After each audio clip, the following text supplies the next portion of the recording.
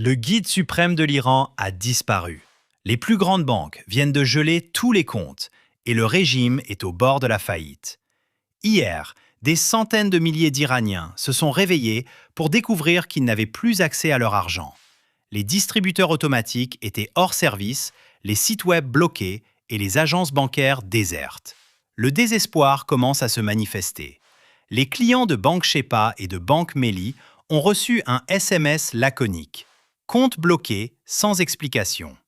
Le régime prétend qu'il s'agit d'une mise à niveau technique des commutateurs de communication de la Banque centrale pour la stabilité du réseau. Quelle que soit la signification exacte de cette phrase, si ma banque m'envoyait un tel message, je serais en panique totale. Il est presque certain que le régime est en train de geler d'énormes sommes d'argent, prélevées directement sur ses citoyens pour assurer sa propre survie. Bienvenue sur Décoder le monde, votre boussole pour comprendre les enjeux complexes de notre époque. Dans un instant, nous allons explorer la destination de cet argent, et vous verrez que les Iraniens sont purement et simplement dépouillés par leur propre gouvernement qui s'accroche désespérément au pouvoir. Et ce n'est malheureusement pas la première fois. En réalité, toute cette crise remonte à un seul homme, étroitement lié au nouveau guide suprême. Vous souvenez-vous pourquoi les manifestations de janvier ont éclaté? L'Iran a dû dévaluer sa monnaie à cause de l'effondrement d'une banque. Cette banque s'appelait Ayanda Bank. L'homme derrière Ayanda Bank n'était autre qu'Ali Ansari. Si ce nom vous dit quelque chose, c'est parce que nous l'avons évoqué récemment. Ali Ansari est le même homme d'affaires iranien, très proche du nouveau guide suprême, Mojtaba Khamenei. En fait, Ansari était l'homme de paille qui a acheté des centaines de millions de dollars de propriétés pour Mojtaba à travers l'Europe, dont 150 millions de dollars de biens immobiliers rien qu'à Londres. Il est très bien connecté. Et cela va avoir son importance. Ansari a été, disons, un entrepreneur de longue date. Il fait partie de l'élite économique iranienne depuis les années 90. Mais en 2013, il a fondé cette banque dont nous venons de parler, Ayanda Bank, qui est rapidement devenue l'une des principales banques d'Iran. Pourquoi? C'est très simple. Elle offrait certains des taux d'intérêt les plus élevés du pays. Des millions d'Iraniens y ont donc versé leurs économies pour profiter de ces rendements alléchants. Mais quand quelqu'un propose des taux d'intérêt aussi élevés, il faut se demander d'où vient réellement cet argent. Eh bien, pour cette banque, l'argent provenait de prêts. Des prêts massifs accordés pour des projets de développement en Iran. Et l'un des plus importants a été alloué à ce qu'on appelle l'Iran Mall. Laissez-moi vous expliquer ce qu'était ce centre commercial. Ce n'était pas un simple centre commercial, c'était une véritable ville. 2 fois la taille du Pentagone, conçu pour ressembler à un palais impérial perse du XVIe siècle. C'était le plus grand centre commercial du monde. Et devinez qui en était le propriétaire? Une entreprise contrôlée par Ali Ansari. Oui, encore lui. Permettez-moi de vous détailler cette toile complexe de connexion.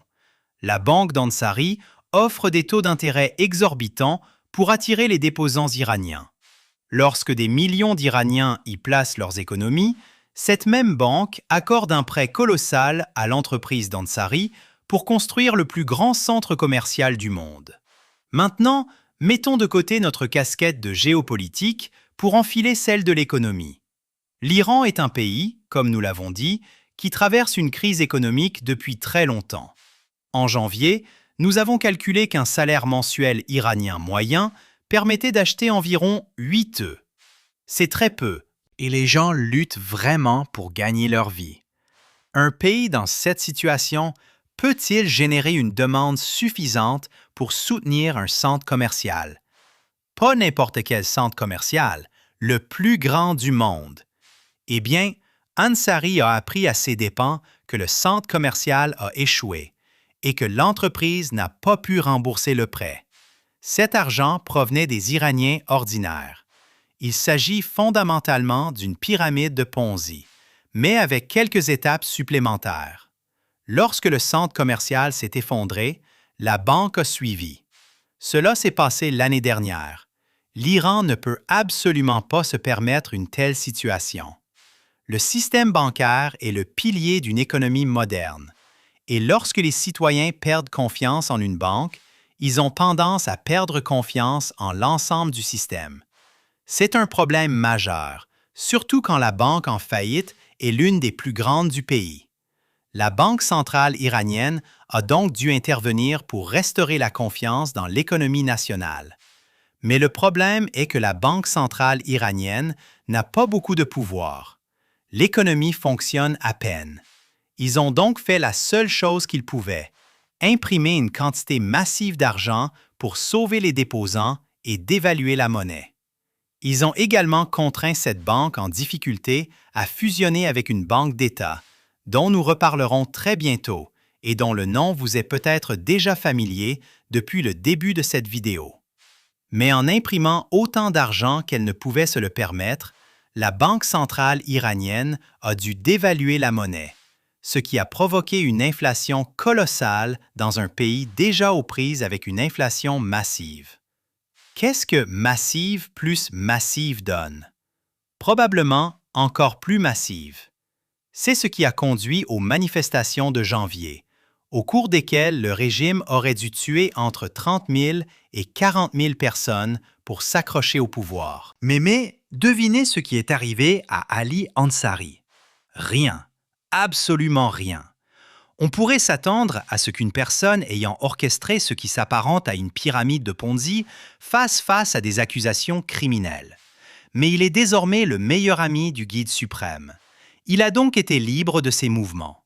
En fait, on pourrait même soutenir que le gouvernement est intervenu pour le renflouer. Mais qui a souffert? Les Iraniens. Les citoyens ordinaires ont payé le prix.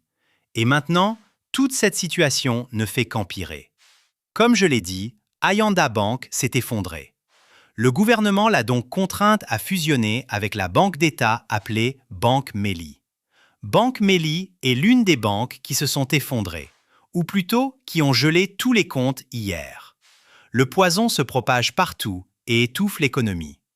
C'est là que je tiens à souligner l'hypocrisie du régime, car il aime attribuer ses problèmes économiques aux sanctions.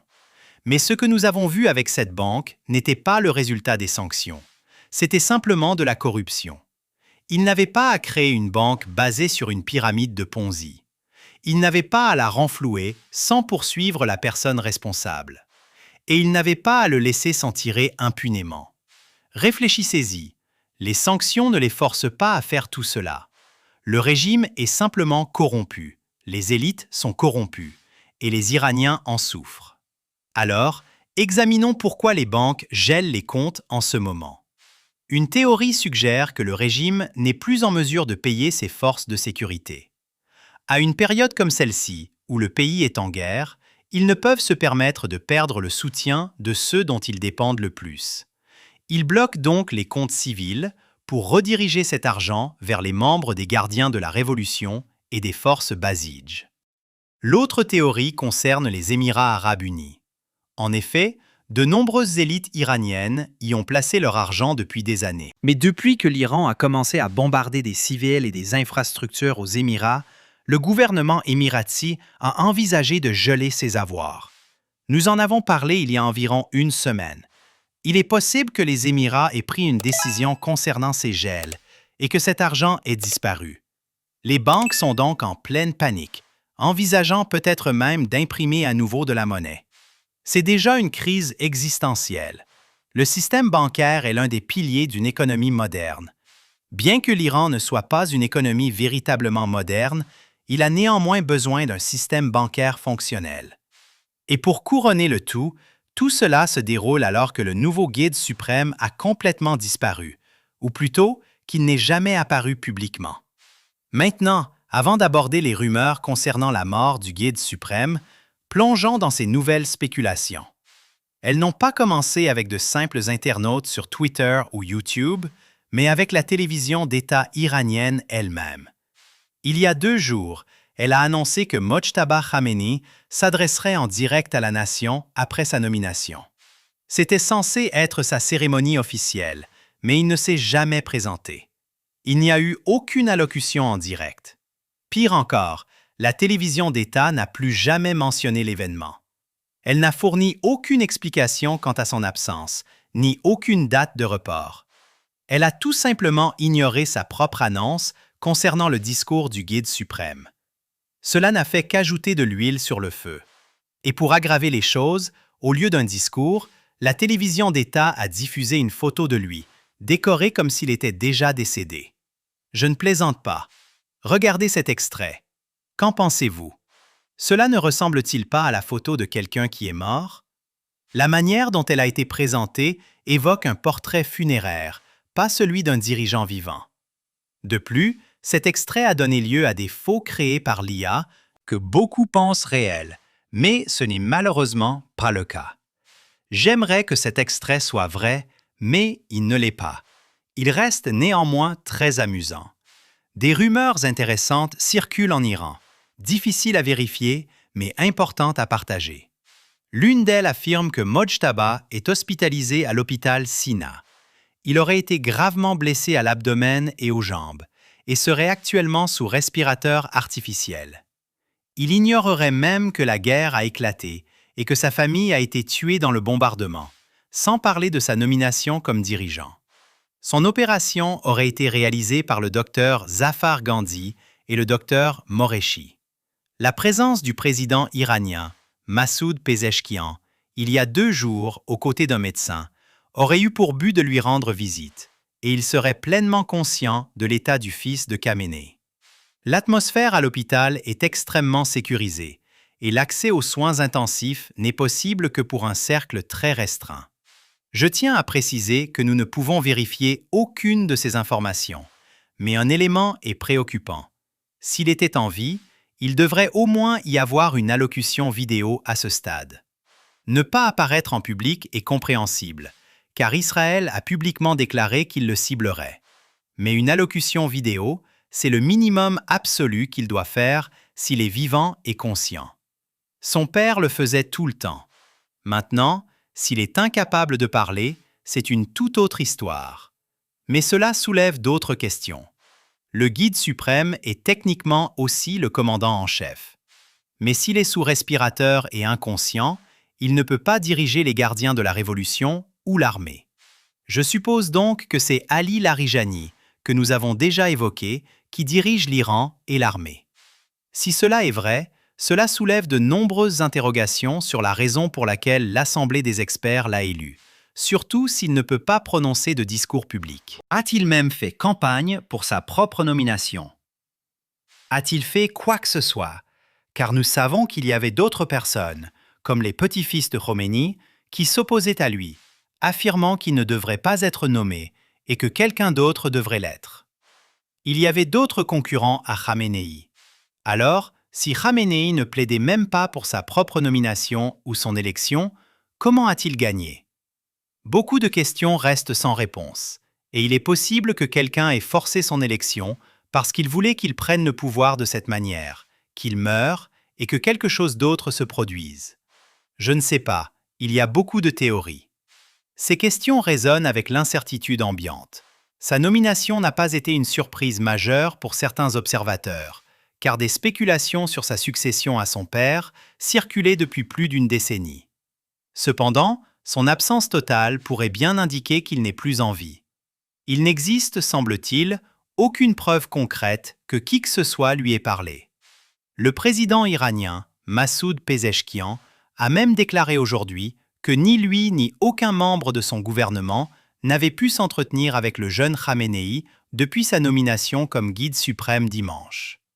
Une telle confusion est d'autant plus troublante que, si l'on se souvient, il a fallu une dizaine de jours pour annoncer la mort de son père. Il est donc difficile de savoir ce qui se passe réellement en coulisses.